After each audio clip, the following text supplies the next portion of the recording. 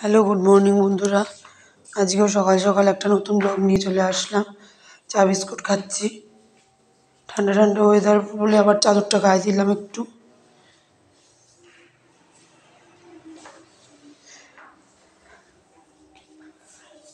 তারপরে দেখো স্নান করে পুজো দিতে বসে গেছি সকালবেলায়, প্রায় 8টা বাজে। পুজো দিয়ে বাদবাকি কাজ করব। সকাল সকাল পুজোটা দেওয়া হয়ে গেলে না একটা কাজ যেন কমে যায়।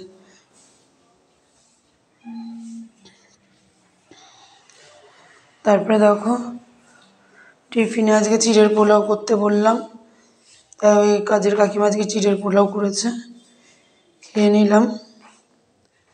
একটুখানি খেয়েছি, তারপরে আবার খিদে পেয়ে গেছিলো, তাই জন্য পাশে আবার দোকান থেকে একটু পরোটা আনালাম।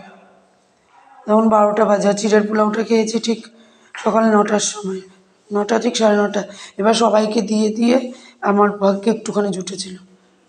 তারপরে পরোটা কিনিয়ে তাই 3টে পরোটা খেলাম।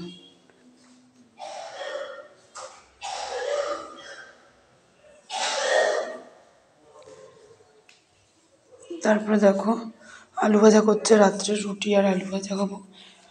রুটি, লুচি আর আলু ভাজা।